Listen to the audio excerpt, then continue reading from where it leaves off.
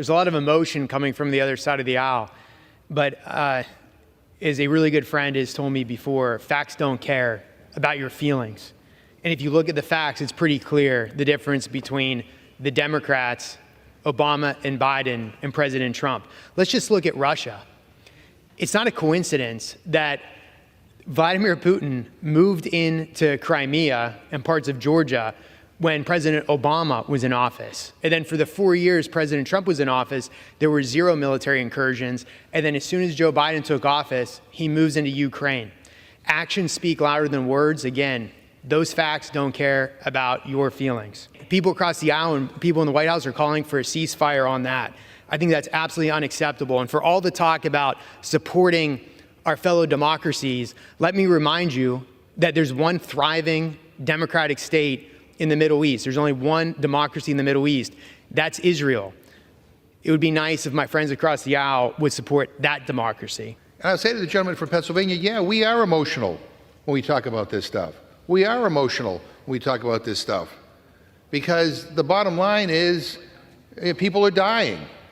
And we have members on the other side of the aisle who continue to use Putin's talking points in defending why we're not giving aid to Ukraine. That's not me saying that. That's the Republican chairman of the Foreign Affairs Committee. We are sick and tired of the rhetoric coming from my Republican friends. We are sick and tired of them apologizing for Putin all the time or turning a blind eye on human rights abuses in the Middle East or anywhere else in the world. Thanks, Mr. Speaker. I guess I should congratulate my friends from across the aisle for finally realizing there's a link between Russia, China, and Iran. This has been U.S. foreign policy since at least the early 2000s, but better late than never, I guess. I do take, I'm taken aback by the fact that there's an allegation that Joe Biden is a strong president because he shot down the drones that Iran sent into Israel. If the president was strong, drones would not have been sent to Israel in the first place. Again, let's not forget that under President Trump, Russia was not attacking Ukraine. Iran was not attacking Israel. It's the president's weakness and his policies of incompetence and American weakness that have invited this aggression. The gentleman from Pennsylvania, giving us lectures about Biden and leadership. I should remind the gentleman that the Republicans are on their second speaker right now of this Congress. And if reports are to be believed that were in the newspapers this morning, you have Republicans wanting to get rid of this speaker and go on to a third speaker. I mean, you guys are, please, oh my goodness, you're lecturing us on leadership, and you don't like the fact that you're upset that Joe Biden used the U.S. military to help intercept Iranian missiles into Israel. You say that's a lack of leadership by President Biden. On the contrary, that is leadership. It is protecting our ally from missiles from an adversary. But when Donald Trump was president and 109 U.S. troops suffered brain injuries in a strike by Iran, what was the leadership that the former president demonstrated? Did nothing. No response. Iran just did it, and he did nothing. He downplayed it like it was no big deal. I'm sorry, we have a different opinion of what leadership is all about. And the fact of the matter is that we're looking for some leadership on the other side of the aisle to support Ukraine in their fight against Russia. The Senate acted a long time ago, and my Republican friends continue to do nothing. Sit back and they scream about Joe Biden and they cover up all of Donald Trump's misdeeds and ignore all of his weaknesses, and meanwhile, Ukraine, is literally at the edge right now.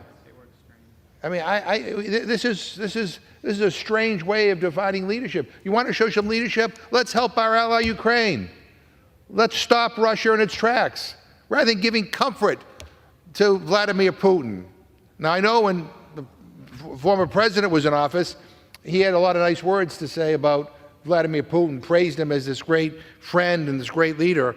But then again, the former president also said he and Kim Jong-un one of the most notorious dictators in the world, we're in love. How pathetic. How disgusting. Gentleman's recognized. Mr. Speaker, not one of the bills under this rule would prevent Iran from carrying out future attacks. Not a single one. So what are we doing here? The answer is simple. Republican leadership can't organize their clown show of a conference. MAGA members are playing politics with a global crisis, blaming Joe Biden instead of Iran, and to top it all off, many of them continue siding with Putin, an ally of Iran, in his war of aggression against Ukraine.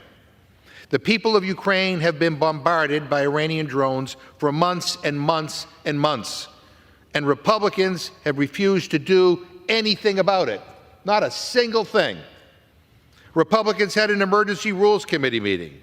They scrapped their whole agenda this week to debate these useless bills that we are talking about right now. But nothing for months and months while the people of Ukraine beg for our help. Nothing.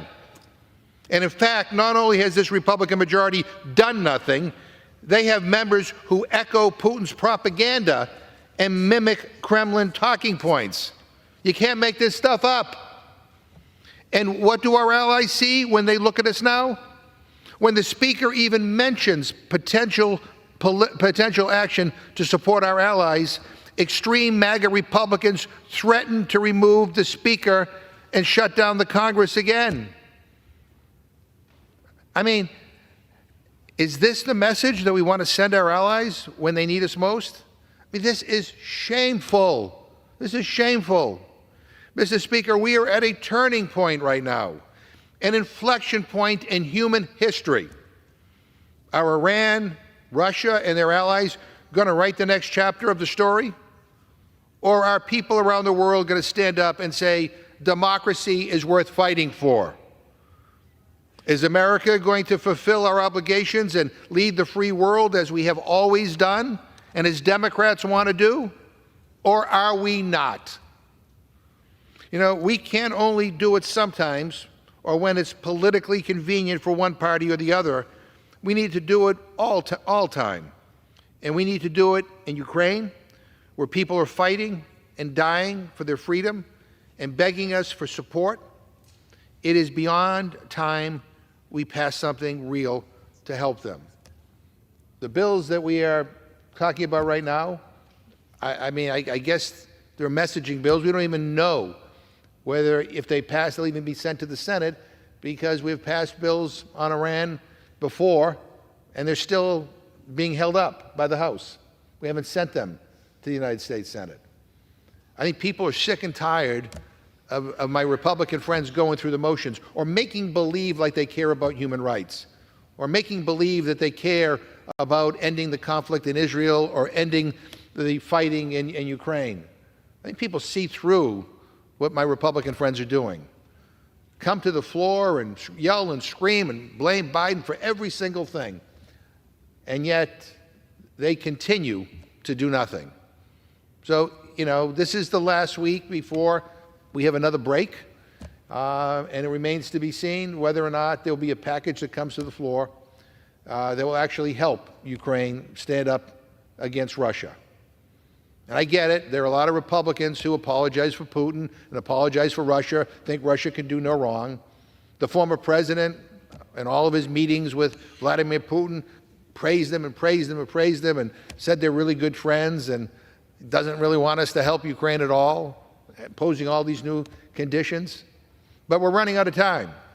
We either do something now or it's too late. And what a tragedy to basically hand Ukraine over to Vladimir Putin, as if that's where he'll stop. This is about human rights. This is about doing what's right.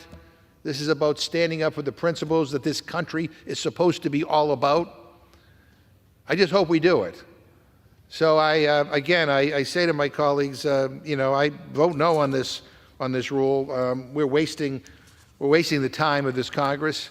What we need to do is we need to do something concrete before the end of the week to help Ukraine. I know it's uncomfortable for my friend from Pennsylvania to hear that. I know he doesn't want to have to scold some of his Republican colleagues who would like nothing better than to turn a blind eye why Vladimir Putin invaded Ukraine. But I was in Ukraine. I met with not only Mr. Zelensky, but I met with a lot of average citizens in Ukraine. They're counting on us and the world community to help them protect their country from invasion. And I hope that we do that. But what we're doing today, is a colossal waste of time. But anyway, that's what we do on a regular basis in this chamber. So, the Republican majority has done a horrific job, and we are now out of time. So let's hope after we get this rule done and get whatever we're going to vote on done here, that before the end of the week we can actually bring a package to the floor that will help save Ukraine from a Russian invasion. And with that, I yield back my time.